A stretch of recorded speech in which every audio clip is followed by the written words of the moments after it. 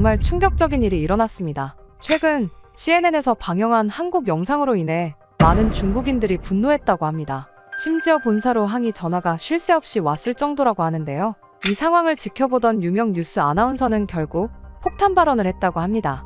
Major impacts across the armed forces, and independent researchers have estimated there. 대체 무슨 일이 있었던 걸까요?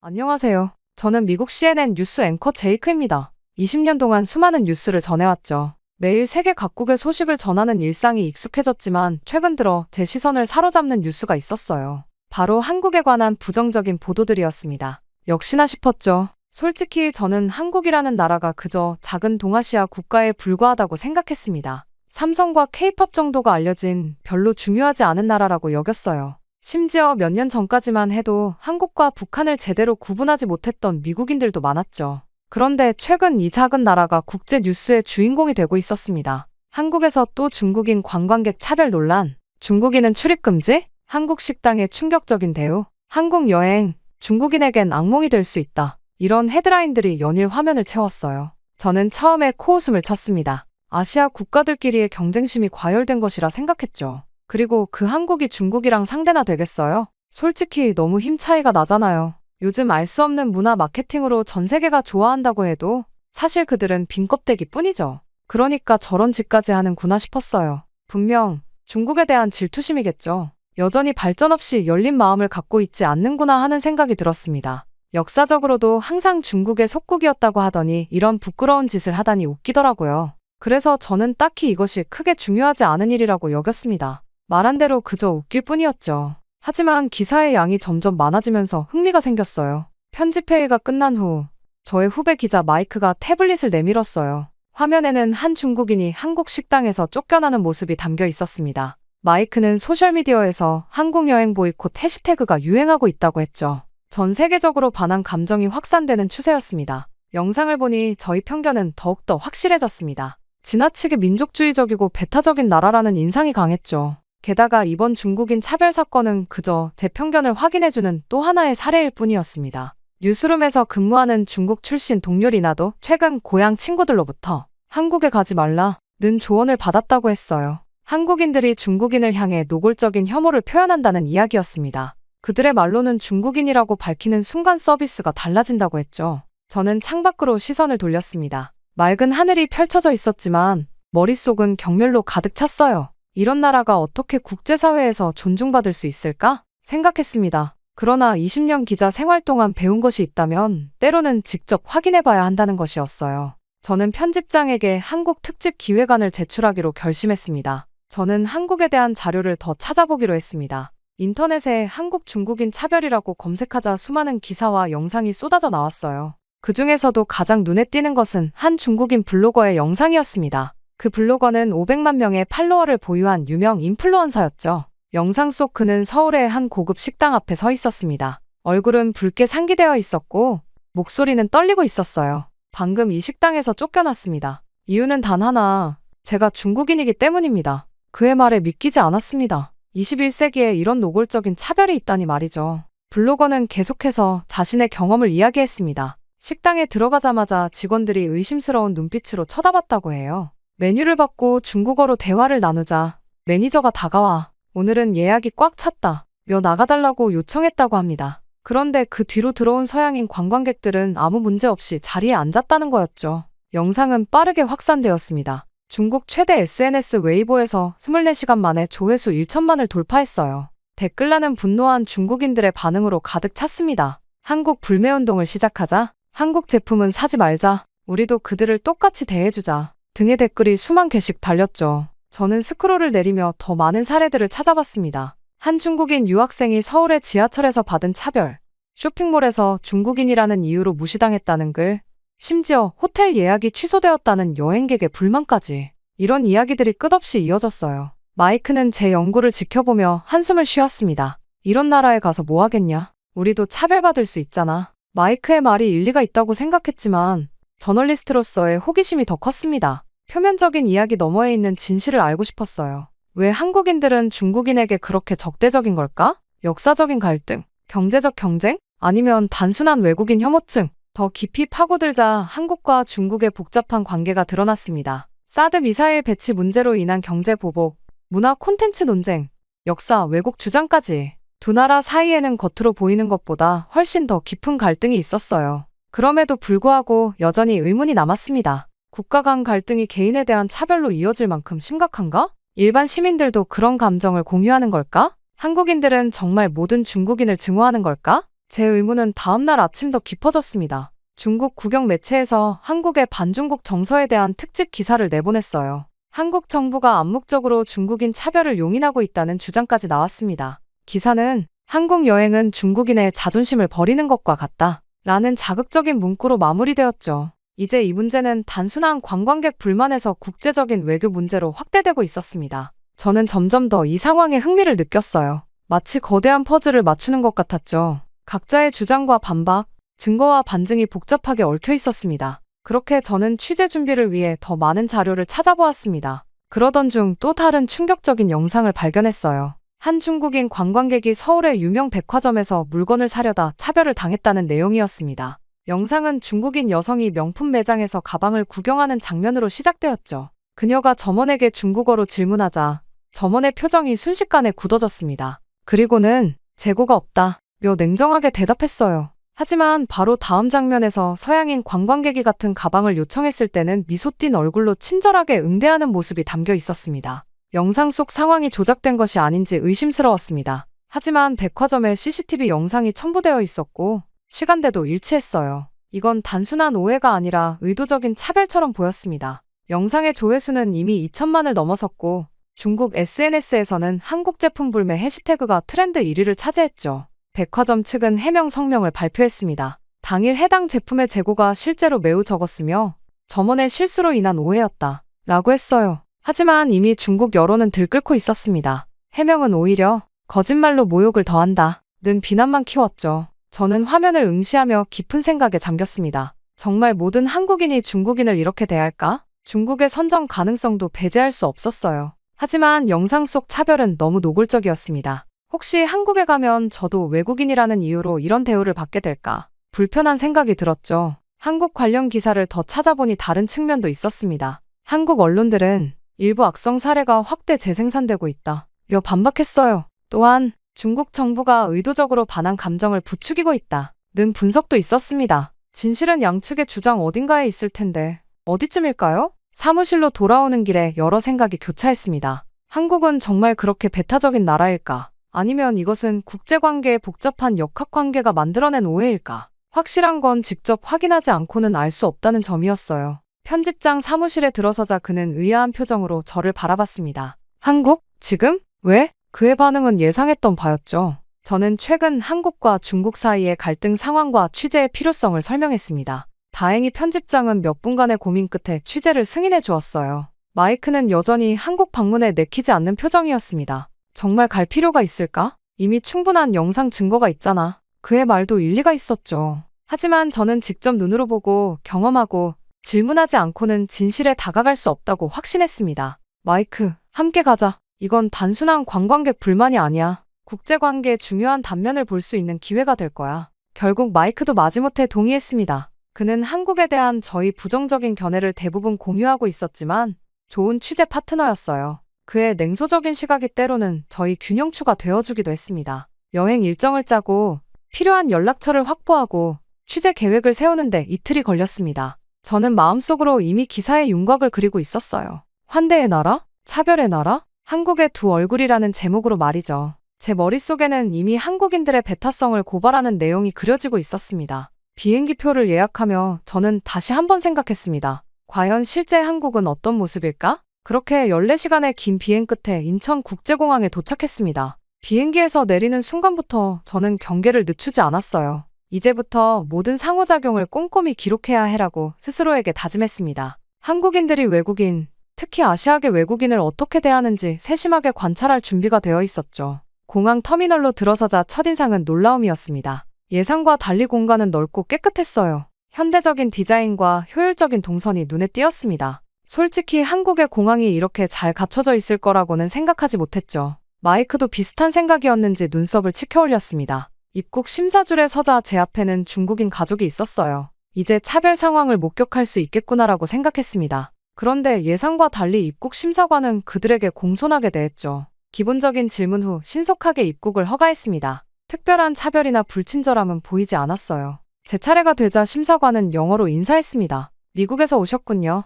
방문 목적이 무엇인가요? 저는 관광이라고 대답했어요. 취재 목적을 밝히면 경계할 수 있다고 생각했기 때문이죠. 심사관은 별다른 의심 없이 여권에 도장을 찍었습니다. 그의 태도는 무미건조했지만 불친절하지는 않았어요. 더 효율적인 입국을 위해 자동 출입국 심사대도 마련되어 있었습니다. 몇몇 외국인 관광객들이 이용하고 있었는데 직원들이 친절하게 안내하는 모습이 보였어요. 한 중국인 관광객이 기계 사용에 어려움을 겪자 직원이 달려와 중국어로 간단한 인사와 함께 도움을 제공했습니다. 이런 모습은 제가 들었던 이야기와는 달랐죠. 수화물을 찾는 동안 주변을 계속 관찰했습니다. 공항 직원들은 다양한 국적의 승객들에게 비슷한 태도로 대했어요. 특별히 중국인에게 냉담하거나 서양인에게 더 친절한 모습은 보이지 않았습니다. 오히려 중국어, 영어, 일본어 안내방송이 규칙적으로 나오는 것이 인상적이었죠. 택시 승강장으로 향하는 길에 면세점과 식당들이 즐비했습니다. 중국어 간판과 중국인 직원들도 여러 보였어요. 관광객 유치를 위한 표면적인 친절함일 뿐일까? 의심이 남아 있었습니다. 공항은 결국 국가의 얼굴이니까요. 진짜 한국은 도심에 들어가 봐야 알 수 있을 거라고 생각했죠. 택시 승강장에 도착하자 질서 있게 줄 서 있는 사람들이 눈에 띄었습니다. 저희 차례가 되어 택시에 탑승하자 기사는 미소와 함께 인사했어요. 제가 목적지를 영어로 말하자 그는 고개를 끄덕이며 서울 호텔, 네 알겠습니다. 라고 서툰 영어로 대답했습니다. 놀랍게도 택시 기사는 백미러로 저희를 보며 서툰 중국어로 중국에서 오셨습니까? 라고 물었어요. 저는 아니요, 미국에서 왔습니다. 라고 대답했죠. 그러자 그는 영어로 미국, 뉴욕? 라며 반가워했습니다. 이런 친근한 반응은 예상치 못했어요. 도심으로 향하는 고속도로에서 창밖을 바라보며 생각에 잠겼습니다. 지금까지의 경험은 제가 들었던 이야기와는 달랐어요. 적어도 공항에서는 어떤 차별도 목격하지 못했습니다. 하지만 이것만으로 판단하기는 이르다고 생각했죠. 아직 진짜 한국을 보지 못했어. 관광객이 많이 가는 장소는 표면적으로 친절할 수 있으니까. 마이크는 여전히 회의적이었습니다. 그는 작은 목소리로 공항이나 호텔 같은 관광객 상대 업소는 당연히 친절하지. 진짜는 현지인들이 많은 곳에 가봐야 알 수 있을 거야. 라고 말했어요. 저도 동의했습니다. 하지만 내심 의아했죠. 영상에서 봤던 모습과는 너무 달랐으니까요. 그렇게 호텔에 짐을 풀고 바로 취재를 시작했습니다. 첫 목적지는 명동이었어요. 중국인 관광객들이 가장 많이 찾는 쇼핑 명소라고 했죠. 여기라면 차별 현장을 목격할 수 있을 것이라는 생각이 들었습니다. 명동 거리에 발을 들이자 사람들의 물결에 놀랐습니다. 온갖 언어가 뒤섞인 국제적인 분위기였어요. 중국어, 일본어, 영어, 그리고 물론 한국어가 거리를 가득 채웠습니다. 간판들도 다양한 언어로 되어 있었죠. 특히 중국어 간판이 눈에 띄게 많았습니다. 한 화장품 매장 앞에서 발걸음을 멈췄습니다. 이곳은 중국인들이 즐겨 찾는다는 매장이었어요. 안으로 들어가자 점원이 중국어로 인사했습니다. 제가 영어로 대답하자 자연스럽게 영어로 전환했죠. 매장 안에는 중국인 관광객들이 여럿 있었습니다. 그들을 향한 직원들의 태도는 친절했어요. 어떤 차별적인 모습도 보이지 않았습니다. 옆 매장으로 이동했습니다. 이번에는 마이크와 함께 중국인인 척 중국어 단어를 몇 개 섞어 말해보기로 했어요. 직원의 반응을 살펴보기 위해서였죠. 하지만 예상과 달리 직원은 더 친절하게 대해주는 듯 했습니다. 심지어 중국어로 된 제품 설명서를 찾아주기까지 했어요. 거리로 나와 마이크와 눈을 마주쳤습니다. 그의 표정에도 의아함이 역력했어요. 이상하지 않아? 영상에서 본 것과 너무 다른데. 저도 동의할 수밖에 없었습니다. 지금까지 본 한국은 중국인에게 적대적인 나라가 아니었어요. 다음으로 한식당에 들어갔습니다. 일부러 중국인이 많이 찾는 곳을 선택했어요. 메뉴판은 한국어, 영어, 중국어, 일본어 4가지 언어로 되어 있었습니다. 직원들은 바쁘게 움직이고 있었지만 손님 국적에 따라 대우가 달라지는 모습은 보이지 않았어요. 중국인 단체 관광객들도 불편 없이 식사를 즐기고 있었습니다. 오후에는 경복궁으로 향했습니다. 한국의 대표적인 고궁이라고 했어요. 입구에서 표를 구매할 때 직원은 외국인이라는 이유로 할인된 가격에 표를 판매해 주었습니다. 중국인 관광객들도 같은 혜택을 받고 있었어요. 이것은 차별과는 정반대의 모습이었습니다. 궁궐 안에는 다양한 국적의 관광객들이 있었습니다. 한국 가이드가 중국인 단체를 인솔하며 친절하게 설명하는 모습도 보였어요. 어떤 불편한 상황도 목격할 수 없었습니다. 오히려 중국어 안내판과 가이드북이 곳곳에 비치되어 있었죠. 마이크는 의심을 거두지 않았습니다. 관광지니까 그렇지. 실제 서울 사람들의 일상을 봐야 해. 그의 말도 일리가 있었어요. 저희는 지하철을 타고 강남이라는 번화가로 향했습니다. 그곳에서 실제 한국인들의 일상을 관찰하기로 했죠. 지하철은 깨끗하고 질서정연했습니다. 한국인들은 대부분 자신의 일에 집중하고 있었어요. 스마트폰을 보거나 책을 읽거나 그냥 눈을 감고 쉬고 있었죠. 특별히 외국인을 쳐다보거나 불편한 시선을 보내는 사람은 없었습니다. 강남 거리에서 무작위로 한 카페에 들어갔습니다. 현지인들이 많이 찾는 곳이었어요. 직원은 저희를 보자 영어로 인사했습니다. 주문을 마치고 자리에 앉아 주변을 관찰했죠. 옆 테이블에는 중국어로 대화하는 사람들이 있었습니다. 그들도 특별한 차별 없이 서비스를 받고 있었어요. 하루 종일 서울을 돌아다녔지만 영상에서 봤던 것과 같은 노골적인 차별은 전혀 목격하지 못했습니다. 오히려 다양한 언어로 소통하려는 노력과 외국인을 배려하는 모습이 인상적이었어요. 제 선입견과 많이 달랐습니다. 그렇게 서울 취재 둘째 날, 저는 이른 아침부터 카페에서 커피를 마시며 취재 계획을 세웠습니다.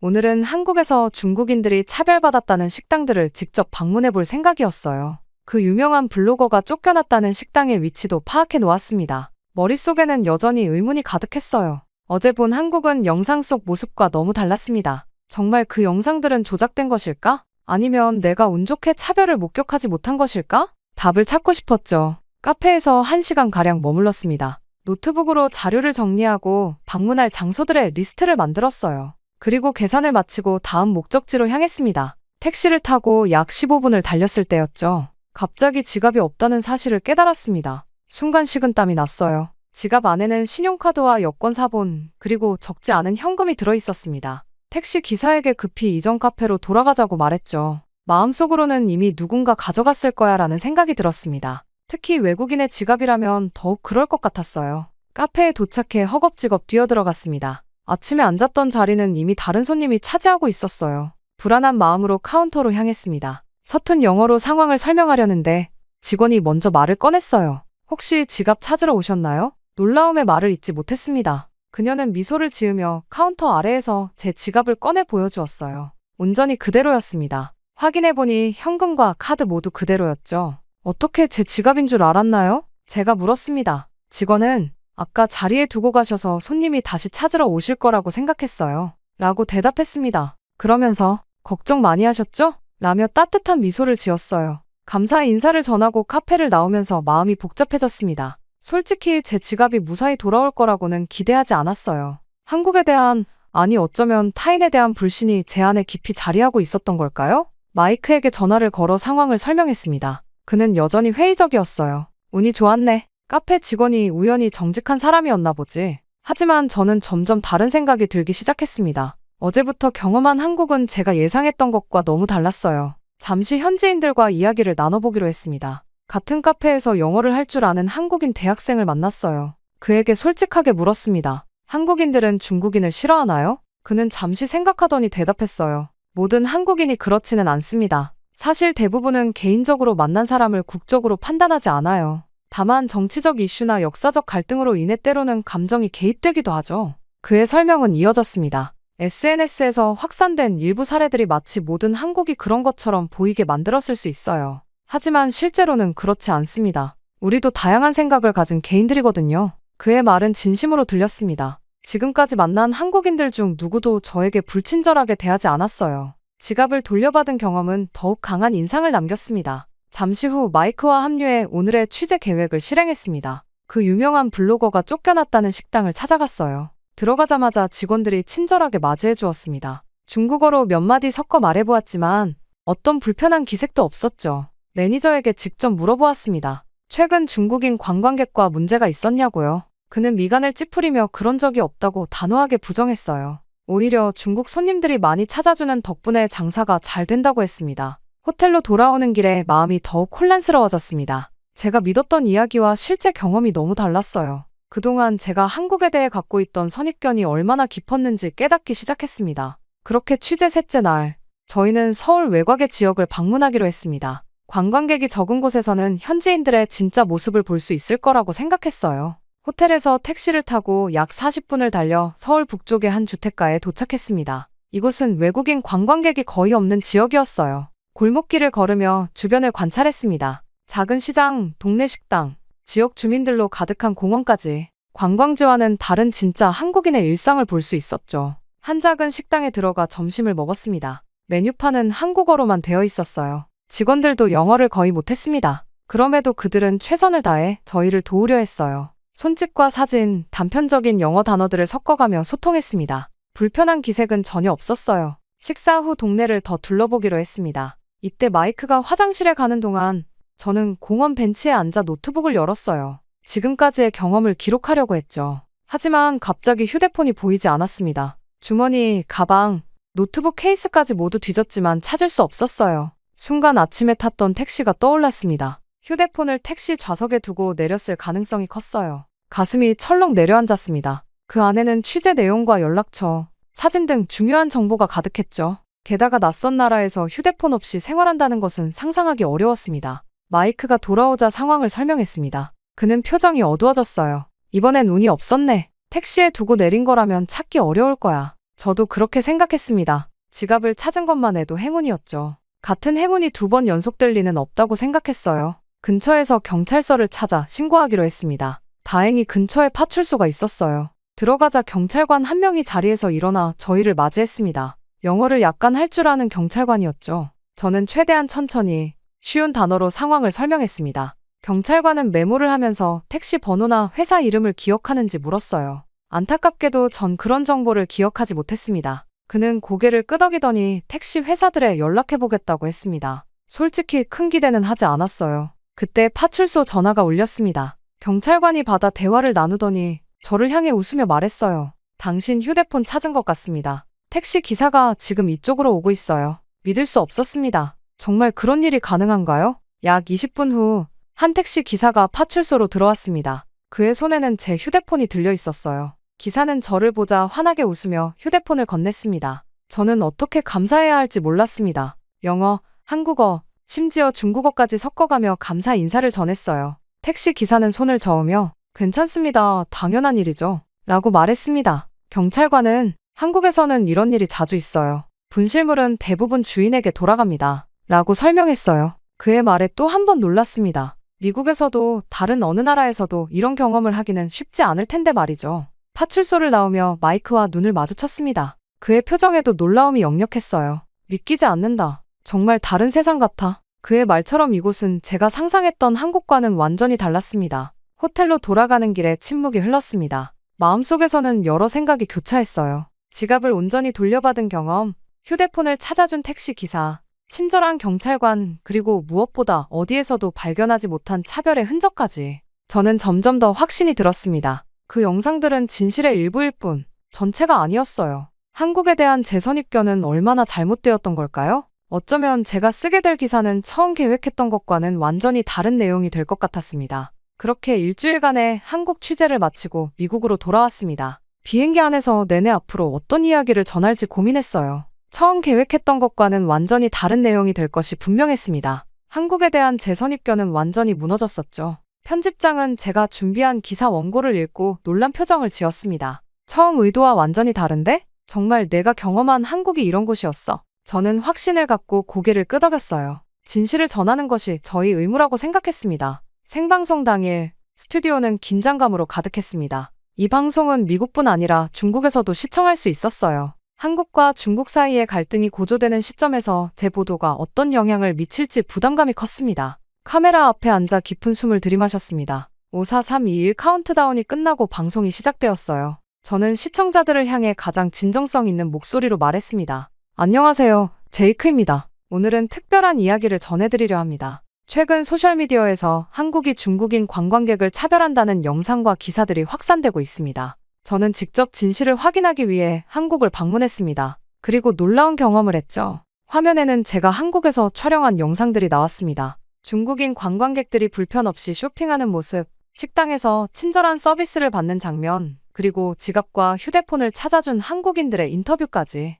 소문과 진실은 다를 수 있습니다. 모든 나라에는 불친절한 사람과 친절한 사람이 있기 마련이죠. 제가 일주일간 한국에서 만난 사람들은 대부분 친절했습니다. 국적에 상관없이 방문객들을 환대하는 문화가 느껴졌어요. 생방송 중에 시청자 댓글이 실시간으로 올라왔습니다. 중국 시청자들의 반응은 다양했어요. 의심하는 사람도 있었지만 많은 이들이 저희 경험담에 관심을 보였습니다. 정말 그런가요? 저도 비슷한 경험이 있었어요. 언론이 과장했던 걸까요? 방송은 계속되었습니다. 물론 모든 경험이 긍정적이라고 말할 수는 없습니다. 문화적 차이나 언어 장벽으로 인한 오해가 있을 수 있어요. 하지만 이것이 의도적인 차별로 해석되는 것은 위험합니다. 마이크도 자신의 변화된 시각을 솔직하게 전했습니다. 처음에는 저도 한국에 대한 부정적인 생각을 갖고 있었어요. 하지만 직접 경험하면서 그것이 선입견이었다는 것을 깨달았습니다. 개인적인 경험이 전체를 대표할 수는 없지만 적어도 우리가 본 한국은 영상에서 보여진 것과 달랐습니다. 방송 마지막 부분에서 저는 진지한 표정으로 말했습니다. 우리는 종종 소셜미디어나 단편적인 뉴스를 통해 다른 나라에 대한 인식을 형성합니다. 하지만 진정한 이해는 직접 경험하고 대화하고 열린 마음으로 접근할 때 가능합니다. 한국에서 받은 따뜻함을 직접 경험해야 알 수 있습니다. 그리고 이런 경험이 두 나라 사이의 이해를 넓히는 작은 계기가 되기를 바랍니다. 방송이 끝난 후 편집장은 제 어깨를 두드렸습니다. 용기 있는 보도였어. 진실을 전하는 것이 항상 쉬운 일은 아니지. 그의 말에 고개를 끄덕였어요. 저는 항상 진실만을 전하고자 했습니다. 놀랍게도 제 방송은 중국 내에서 큰 반향을 일으켰습니다. 많은 사람들이 그동안의 선입견을 제거하게 되었다는 메시지가 쏟아졌어요. 한국 여행을 계획하는 중국인들이 다시 늘어났고 양국 관계에도 작은 변화의 바람이 불기 시작했습니다. 물론 여전히 의심하는 사람들도 있었습니다. 모든 사람의 생각을 바꿀 수는 없겠죠. 하지만 적어도 일부에게는 새로운 시각을 제공했다는 점에서 만족했어요. 저 자신도 이번 취재를 통해 큰 교훈을 얻었습니다. 선입견 없이 세상을 바라보는 것, 그것이 진정한 저널리스트의 자세라는 것을 다시 한번 깨달았죠. 한국 여행 이후 저는 다른 나라와 문화에 대해서도 더 열린 마음을 갖게 되었습니다. 이 작은 여행이 제 인생의 큰 전환점이 되었어요. 그리고 두 나라 사이의 이해를 넓히는 작은 다리가 되었다는 사실이 자랑스럽습니다. 충격적인 일이 벌어졌습니다. 최근 수많은 미군들이 한국으로 향하고 있다고 합니다. 특히 고위 장교들마저 자원에서 한국 근무를 신청하는 사례가 급증하고 있다고 하는데요. 심지어 미 국방부 안에서는 이제 한국이 미군들에게 단순한 임무지가 아니라 그 이상의 의미가 됐다는 분석까지 나오고 있을 정도라고 합니다. 대체 왜 미군들은 한국으로 몰려가고 있는 걸까요? 안녕하세요. 저는 에릭 존슨이라고 합니다. 미 육군 대위로 근무하고 있죠. 세계 1위 강국에서 높은 직위를 가지고 있는 만큼 저는 항상 자부심을 가지고 살아왔어요. 반면 아시아 국가들은 제게 그저 국방 후진국일 뿐이었습니다. 그 중에서도 특히 한국이란 나라는 최악이었죠. 북한보다도 약한 나라라고 생각했습니다. 게다가 최근 뉴스에서 본 한국은 정치적으로 불안정하고 군사력도 미미한 수준이라 여겼어요. 우리 미군이 지키지 않았다면 진작 북한에게 점령당했을 거라 생각했습니다. 게다가 최근엔 대통령도 없는 나라라니 제 생각이 맞았던 거죠. 그저 미국의 보호가 필요한 약한 나라. 그게 제가 생각하는 한국이었어요. 다른 부분도 마찬가지였습니다. 삼성, 현대, 그런 기업들을 가진 나라라지만 결국 미국의 기술력이 없었다면 아무것도 아니었겠죠. 그런 제게 한국 발령 소식이 전해졌습니다. 처음 들었을 때는 귀를 의심했어요. 미군이 지키고 보호해야 할 약한 나라. 그곳에서 무얼 배울 수 있을까? 그저 시간 낭비라고 생각했습니다. 발령 소식을 들은 날, 아버지는 제 어깨를 두드리며 말씀하셨어요. 한국은 우리의 중요한 동맹국이야. 자부심을 가지고 다녀오거라. 하지만 저는 코웃음만 쳤습니다. 동맹이라고요?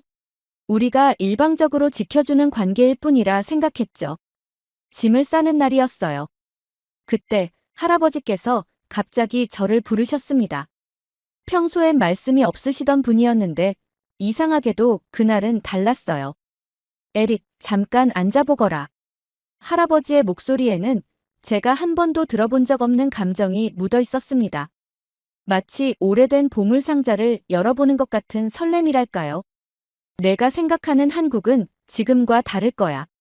가보면 알게 될 거다. 할아버지의 말씀은 짧았지만 왠지 모를 무게감이 느껴졌어요. 할아버지께서는 한군 전쟁에 참여하신 경험이 있었거든요. 물론 그때는 그저 연세가 드셔서 하시는 말씀으로만 여겼습니다. 짐을 싸면서도 계속 생각했어요. 왜 하필 한국일까? 아프가니스탄이나 이라크 같은 실전 지역이었다면 얼마나 좋았을까? 제 군 경력에 한국 근무는 그저 시간 채우기용 기록이 될 뿐이라고 생각했습니다. 그러다 출발 전날 밤 할아버지의 옛 군복을 우연히 발견했어요. 태극기 휘장이 달린 그 군복을 보며 할아버지께서 하신 말씀이 다시 떠올랐습니다. 하지만 그때까지도 저는 그 말씀의 진정한 의미를 이해하지 못했죠. 이른 아침, 가족들과 작별 인사를 나눴어요. 아버지는 여전히 자부심에 대해 말씀하셨고, 어머니는 걱정스러운 눈빛으로 바라보셨습니다. 공항으로 향하는 차 안에서 저는 생각했어요. 한국이라니 최악이야. 그저 거쳐가는 곳일 뿐이야. 빨리 다른 임무지로 발령받아 실전을 경험하고 싶어. 비행기에 오르면서도 제 마음은 무거웠습니다. 14시간의 긴 비행.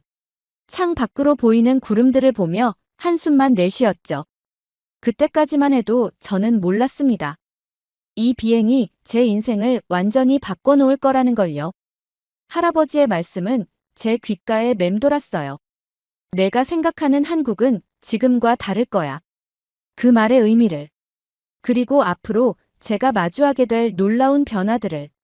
그때 저는 아무것도 알지 못했습니다. 비행기가 이륙하고 저는 눈을 감았어요. 이제 시작이었습니다.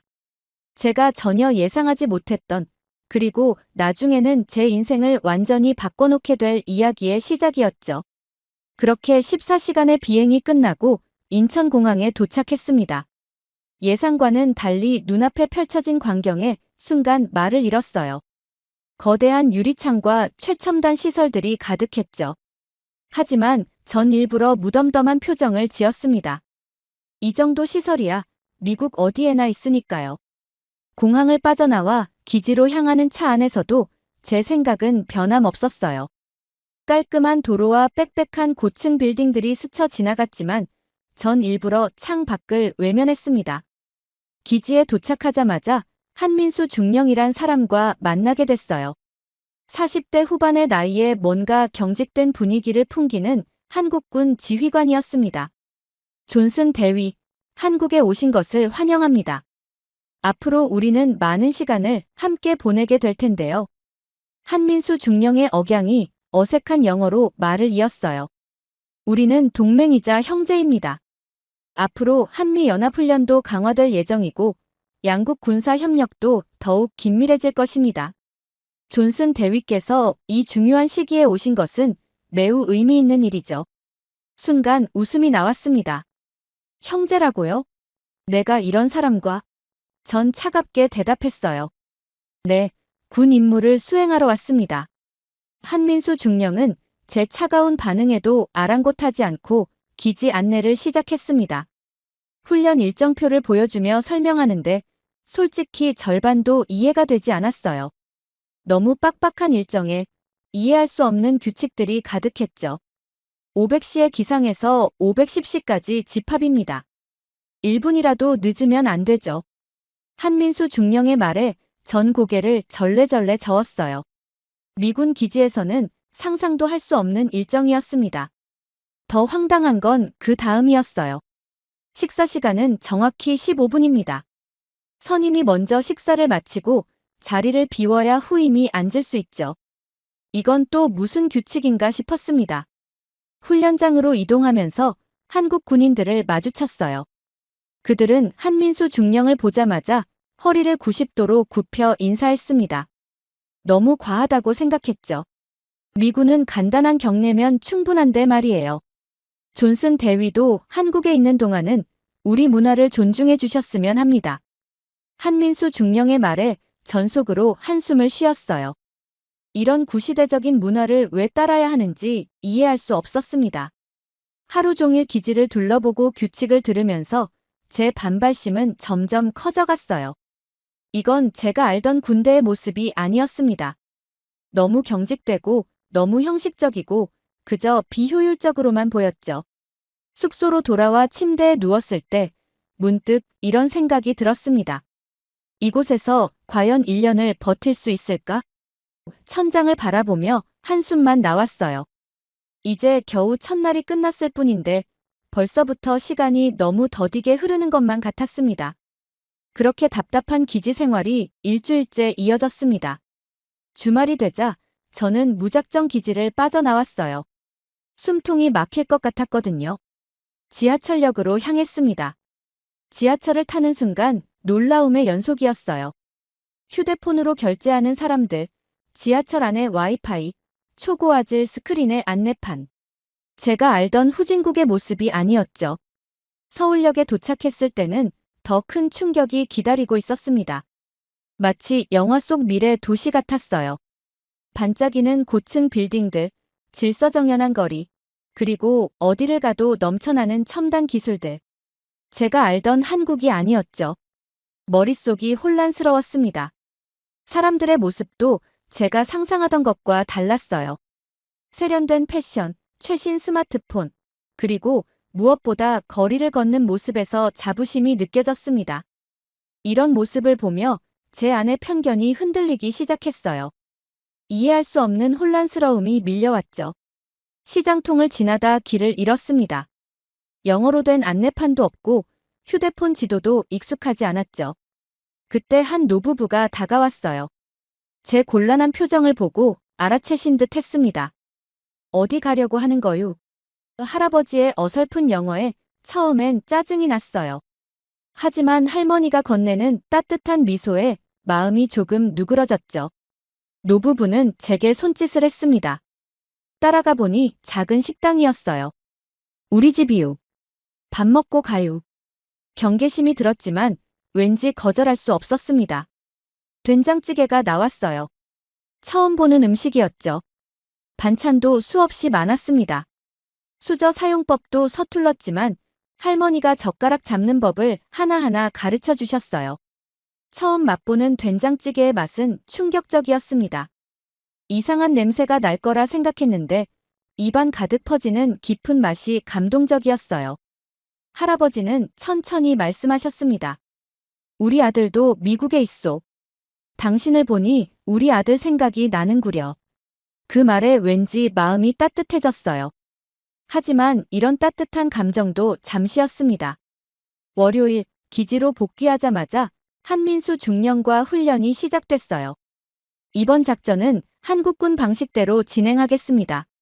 소규모 부대를 여러 개로 나눠 동시다발적으로 움직이는 겁니다. 한민수 중령의 말에 즉시 반발했어요. 그건 너무 위험합니다. 우리 미군은 대규모 부대가 한 번에 강력하게 치고 나가는 방식을 선호합니다. 그게 더 효율적이에요. 팽팽한 긴장감이 감돌았어요. 서로의 작전 방식을 고집하며 한 발짝도 물러서지 않았죠. 존슨 대위, 우린 형제 아닙니까? 한민수 중령의 말에 참았던 말이 터져 나왔습니다. 우리는 형제가 아닙니다. 그냥 협력할 뿐이에요. 차갑게 내뱉은 제 말에 한민수 중령의 표정이 굳어졌어요. 훈련은 최악이었습니다. 서로 다른 작전 방식으로 인해 계속해서 충돌이 일어났죠. 결국 한민수 중령과 등을 돌린 채 훈련을 마쳤어요. 숙소로 돌아오는 길, 주말에 만난 노부부의 따뜻했던 모습과 한민수 중령과의 차가운 대립이 계속 머릿속을 맴돌았습니다. 뭔가 이상한 감정이 가슴 한켠에서 자리 잡기 시작했어요. 이곳은 제가 알던 한국이 아니었고 한국인들도 제가 생각하던 모습이 아니었습니다. 하지만 아직은 그 감정을 인정하고 싶지 않았어요. 복잡한 감정을 뒤로한 채 본격적인 한미연합훈련이 시작됐습니다. 첫날부터 제 생각은 완전히 뒤집혔어요. 한국군의 움직임은 예상과 달리 정확하고 치밀했습니다. 특히 놀라웠던 건 그들의 조직력이었어요. 각 부대가 마치 하나의 유기체처럼 움직였죠. 소규모 부대로 나눠 동시다발적으로 진행되는 작전도 완벽하게 수행했습니다. 한민수 중령의 지휘 스타일도 달리 보이기 시작했어요. 그의 작전 방식에는 분명한 이유가 있었습니다. 지형을 고려한 전술, 최소한의 병력 손실을 위한 계산, 모든 것이 논리적이었죠. 존슨 대위, 우리의 방식이 다르다고 틀린 건 아닙니다. 서로를 이해하고 배우면 더 강해질 수 있죠. 한민수 중령의 말이 이제야 이해되기 시작했어요. 그러던 어느 날이었습니다. 산악 지형에서의 야간 훈련 중이었어요. 제가 실수로 잘못된 길로 접어들었죠. 순간 발밑이 무너지는 느낌이 들었습니다. 조심하세요. 한민수 중령의 외침과 함께 누군가 제 팔을 강하게 잡아당겼어요. 바위가 무너지는 소리가 들렸습니다. 한 발자국만 더 갔어도 큰일 날 뻔했죠. 괜찮습니까? 한민수 중령이 제 어깨를 잡고 물었어요. 그의 눈에서 진심 어린 걱정이 느껴졌습니다. 순간 부끄러워졌어요. 전 그를 얼마나 오해하고 있었던 걸까요? 훈련이 끝난 후 한민수 중령이 제게 맥주를 건넸습니다. 처음으로 편한 마음으로 그와 마주 앉았어요. 알고 있습니까? 한국 전쟁 때 미군이 우리를 위해 어떤 희생을 했는지. 한민수 중령이 조용히 말을 꺼냈습니다. 그들은 자신의 나라도 자신의 가족도 아닌 낯선 나라를 위해 목숨을 바쳤죠. 한민수 중령은 계속해서 말을 이었어요. 그들이 우리를 위해 싸웠듯이 우리는 당신들을 존경하고 있습니다. 형제라는 말은 그저 빈말이 아닙니다. 그 순간 할아버지의 말씀이 떠올랐어요. 내가 생각하는 한국은 지금과 다를 거야. 이제야 그 말씀의 의미를 조금씩 이해하기 시작했습니다. 맥주를 마시며 우리는 더 많은 이야기를 나눴어요. 한민수 중령의 아버지도 한국 전쟁 참전 용사였다는 걸 알게 됐죠. 우리는 같은 전쟁의 다른 편에서 싸웠던 사람들의 후손이었습니다. 그날 밤 숙소로 돌아오는 길에 생각했어요. 이제 한민수 중령은 제게 그저 협력해야 할 동맹군이 아니었습니다. 그는 제 전우였어요. 같은 꿈을 꾸고 같은 가치를 위해 싸우는 진정한 전우 말입니다. 깊은 생각에 잠겨 밤하늘을 올려다봤어요. 할아버지께서 보셨던 한국, 그리고 제가 지금 보고 있는 한국. 그 사이에 흐른 시간과 변화, 그리고 변하지 않은 우리의 유대감까지. 이 모든 것들이 제 마음속에서 새로운 의미로 자리 잡기 시작했습니다. 시간이 지날수록 한국에서의 생활이 달라졌습니다. 처음엔 낯설기만 하던 모든 것들이 이젠 자연스러워졌죠. 아침마다 한민수 중령과 함께하는 체조도, 철저한 시간 엄수도 익숙해졌습니다. 어느 날은 기지 구내식당에서 특이한 경험을 했어요. 식판에 담긴 김치찌개를 보며 망설이고 있는데 옆자리에 한국 병사가 말을 걸었습니다. 김치찌개가 처음이시죠? 이렇게 드셔보세요. 처음엔 거절하려 했지만 한국 병사의 진심 어린 미소에 마음이 움직였습니다. 그렇게 시작된 식사가 제 생활을 바꿔놓았죠. 이제는 매일 아침 한국식 식사를 찾게 됐어요. 주말에는 한국 동료들에게 배운 대로 김치찌개를 직접 만들어 보기 시작했습니다. 첫 시도는 완벽한 실패였죠. 고춧가루를 너무 많이 넣어 먹을 수도 없었어요. 하지만 포기하지 않았습니다. 여러 번의 시도 끝에 이제는 제법 한국인의 입맛에 맞는 김치찌개를 만들 수 있게 됐죠. 한민수 중령의 초대로 처음 한국 가정을 방문했던 날도 기억에 남습니다. 오늘은 제 집에서 저녁 식사를 하시죠. 한민수 중령의 제안에 망설였지만 따라 나섰어요. 한민수 중령의 집은 따뜻했습니다. 아내분이 정성스레 차린 식탁, 호기심 어린 눈으로 절 바라보는 아이들. 처음 느껴보는 가정의 분위기였죠. 식사 중에 들려주신 한민수 중령 가족의 이야기는 제 마음을 울렸습니다. 우리 아버지는 한국 전쟁 때 미군과 함께 싸우셨어요. 당신의 할아버지처럼요. 한민수 중령의 말에 가슴이 뭉클해졌습니다.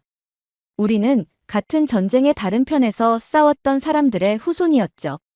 주말이면 한국군 동료들과 산행을 가기 시작했습니다. 처음엔 귀찮았지만 이제는 기다려지는 시간이 됐어요. 산 정상에서 나누는 도시락, 맥주 한 캔의 여유로움.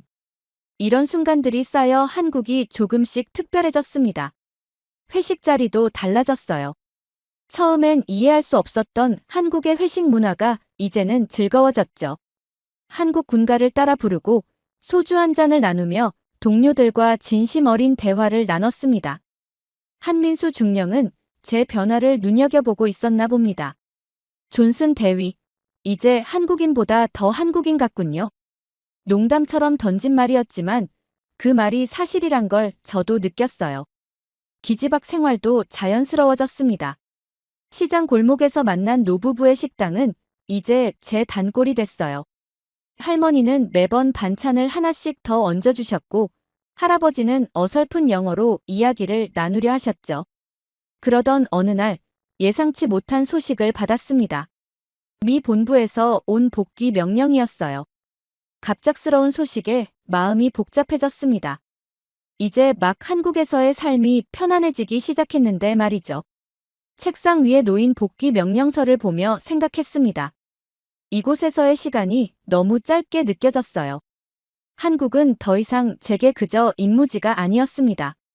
어느새 제 마음속에 깊이 자리 잡은 곳이 됐죠. 창밖으로 보이는 기지의 풍경이 새삼 특별하게 다가왔습니다. 아침마다 보던 태극기, 수의실에서 늘 밝게 인사하던 한국군 병사들, 이 모든 것들이 이제는 그리움으로 남게 될 거란 생각에 가슴이 먹먹해졌어요. 복귀까지 남은 시간이 이제 얼마 없었습니다. 하지만 이상하게도 초조하거나 급하지 않았어요. 오히려 남은 시간 동안 한국의 모든 것을 더 깊이 느끼고 싶다는 생각뿐이었죠. 마지막 짐을 정리하면서 문득 창밖을 바라봤습니다. 처음 이곳에 왔을 때는 모든 것이 낯설고 불편했는데 이제는 이 풍경마저 그리워질 것 같았어요. 한국은 어느새 제게 제2의 고향이 되어 있었습니다. 한민수 중령과의 마지막 인사는 아침 조회 시간이었어요. 평소처럼 굳은 표정으로 서 있던 한민수 중령이 제게 다가왔습니다. 존슨 대위, 이제 떠나시는군요. 당신은 이제 한국군보다 한국군 같소. 그 말을 듣는 순간 왠지 모를 자부심이 느껴졌죠. 한민수 중령은 주머니에서 무언가를 꺼냈어요. 태극기 휘장이었습니다. 이건 제가 아끼던 것입니다. 당신이 가지고 계시면 좋겠소. 그 순간 제 눈시울이 뜨거워졌어요. 한민수 중령도 평소와 달리 감정이 북받친 듯 했습니다. 중령님, 제게 많은 것을 가르쳐 주셔서 감사합니다. 제 말에 한민수 중령은 고개를 끄덕였어요. 마지막 악수를 나누는데 그의 손에서 따뜻한 정이 전해져 왔습니다. 오후에는 시장의 노부부 식당을 찾았습니다. 할머니는 제가 좋아하는 반찬들을 모두 준비해 놓으셨더군요. 마지막이라고 생각하지 마세요. 언제든 돌아오셔요. 여기가 당신 집이에요. 할머니의 말씀에 또다시 눈물이 났습니다. 할아버지는 어설픈 영어로 Come back to Korea라고 하셨어요. 할머니는 제 도시락통에 김치를 가득 담아주셨습니다. 미국 가서도 우리 김치 생각나실 거예요. 그 말씀대로였죠. 이미 제 입맛은 완전히 한국화되어 있었으니까요. 저녁에는 혼자 한강을 찾았습니다. 반짝이는 도시의 불빛을 보며 지난 시간을 돌아봤어요. 처음 왔을 때의 제 모습이 떠올랐습니다. 오만했고 편견으로 가득했죠. 하지만 지금의 저는 완전히 다른 사람이 되어 있었어요. 강변을 거닐며 생각했습니다. 이곳에서의 모든 순간들이 제 인생을 바꿔놓았죠. 한민수 중령과의 훈련, 노부부의 따뜻한 정, 동료들과의 산행. 이 모든 것들이 제 마음속에 깊이 새겨져 있었어요. 공항으로 가는 길, 택시 기사님과도 마지막 한국어 대화를 나눴습니다. 한국은 정말 특별한 나라네요. 제 서툰 한국어에 기사님이 웃으셨어요. 다음에 또 오세요. 그때는 더 유창한 한국어로 이야기 나누시죠. 인천공항에 도착해서 마지막으로 SNS를 열었어요. 사진 한 장을 올리며 짧은 글을 남겼습니다. 이곳은 나의 새로운 홈이었다. 잠시 떠나지만 곧 돌아올 것이다. 비행기에 오르기 전 마지막으로 한국의 하늘을 바라봤어요. 이제는 알 것 같았습니다. 할아버지가 왜 그런 말씀을 하셨는지, 그리고 제가 왜 다시 돌아와야 하는지. 그렇게 포트 후드 기지로 복귀한 지 일주일이 지났습니다. 익숙한 미국의 일상이지만 마음 한켠이 허전했어요. 밤마다 한국에서 찍은 사진들을 보며 그곳에서의 추억을 되새기곤 했죠. 첫 주말, 텍사스의 한 한국 식당을 찾았습니다. 된장찌개를 시켰는데 맛이 이상하게 느껴졌어요. 노부부의 식당 맛이 자꾸 떠올랐습니다. 할아버지의 어설픈 영어, 할머니가 더 얹어주시던 반찬들이 그리워졌죠. 카카오톡은 이제 제 필수 앱이 됐어요. 한국군 동료들과 매일 이야기를 나눴습니다.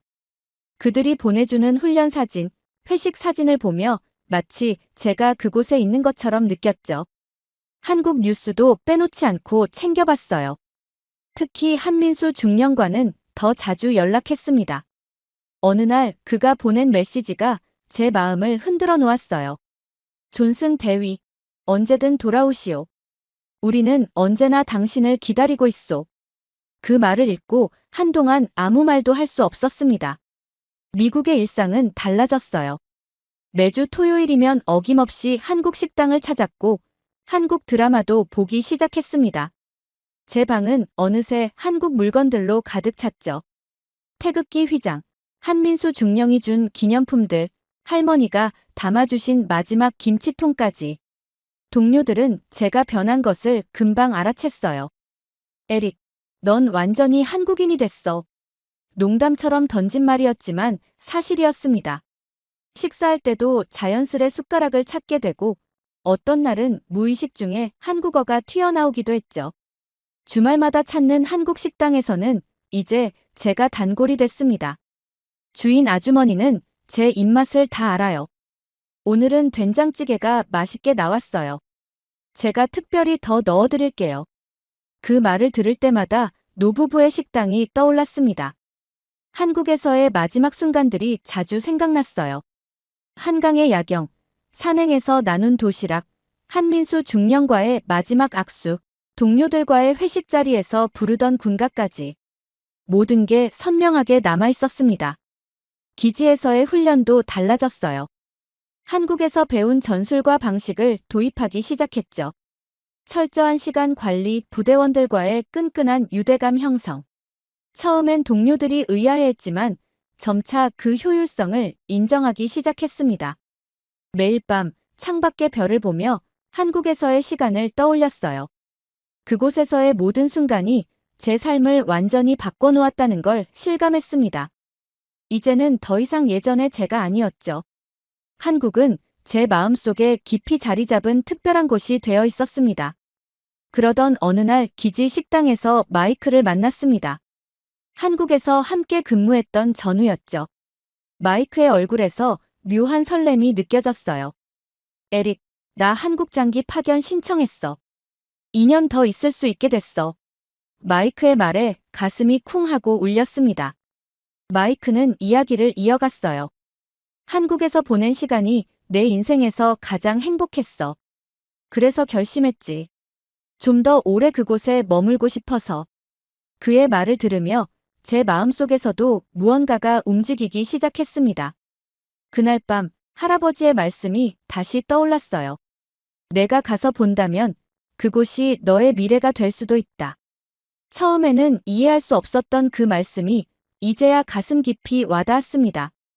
다음 날 아침 아버지께 전화를 걸었어요. 아버지, 저도 한국 장기 파견을 신청하려고 합니다. 잠시 침묵이 흘렀죠. 그리고 아버지의 뜻밖의 대답이 들려왔습니다. 내 할아버지도 그러실 줄 알았단다. 사실 할아버지께서도 한국에 더 오래 머물고 싶어 하셨다는 걸 최근에 알게 됐단다. 어머니는 처음엔 걱정하셨어요. 그곳에서 잘 지낼 수 있을까? 하지만 제가 한국에서 찍은 사진들과 동영상을 보여드리자 마음을 바꾸셨습니다. 내가 행복해 보이는구나. 엄마는 내 선택을 응원할게. 장기 파견 신청서를 준비하기 시작했어요. 한국어 공부도 시작했습니다. 더 오랜 시간 한국에 머무르려면 언어는 필수니까요. 책상 위에는 한국어 교재가 가득했죠. 매일 밤 한국어 강의를 들으며 꿈을 키워갔어요. 한민수 중령에게 제 결심을 알렸습니다. 중령님, 저 다시 한국으로 가고 싶습니다. 이번에는 더 오래요. 한민수 중령의 답장이 왔어요. 기다리고 있겠소. 우리는 이제 진정한 전우니까. 필요한 것들은 제가 도와드리겠소. 주말마다 한국 식당에 가는 것도 새로운 의미를 가지게 됐습니다. 주인 아주머니와 한국어로 대화하는 연습을 했어요. 아주머니, 저 곧 한국 다시 갈 거예요. 더 오래 있을 거예요. 서툰 한국어에 아주머니가 환하게 웃으셨습니다. 이제 제 방의 풍경도 바뀌었어요. 벽에는 한국 지도가 걸려 있고 책상에는 한국어 교재와 필기장이 가득합니다. 장기 파견에 필요한 서류들도 차곡차곡 준비해 나갔죠. 매일 밤 한 페이지씩 한국어를 공부하며 그날이 오기를 기다립니다. 할아버지의 군복을 다시 꺼내 보았어요. 태극기 휘장이 달린 그 군복을 보며 생각했습니다. 이제 저는 그분이 사랑했던 나라에서 더 오랜 시간을 보내려 합니다. 할아버지께서 못다 이룬 꿈을 제가 이어가고 싶었죠. 책상에 앉아 오늘도 한국어 교재를 펼쳤습니다. 한 글자 한 글자를 정성스레 써내려가며 생각했어요. 다시 돌아갈 날이 멀지 않았다. 처음 한국에 갔을 때 전 많은 편견을 가지고 있었습니다. 약한 나라, 미국의 보호가 필요한 나라, 발전하지 못한 나라. 하지만 그건 모두 제 무지에서 비롯된 오만한 생각이었죠. 한국은 제게 많은 것을 가르쳐줬어요. 치열한 전쟁의 아픔 속에서도 놀라운 발전을 이룬 저력, 인정 많고 따뜻한 정, 그리고 무엇보다 진정한 동맹이 무엇인지를 한민수 중령과 노부부를 통해 배운 한국인의 마음은 제 삶을 완전히 바꿔놓았습니다. 이제는 압니다. 편견은 무지에서 비롯된다는 걸. 그리고 그 편견을 깨는 것이야말로 우리가 진정한 인간으로 성장하는 길이란 걸. 한국은 제게 그런 가르침을 준 소중한 곳이에요. 창밖의 달을 바라보며 미소 지었습니다. 같은 달이 한국에서도 빛나고 있겠죠. 그리고 저는 곧 그 달빛 아래에서 또 다른 성장을 시작하게 될 겁니다.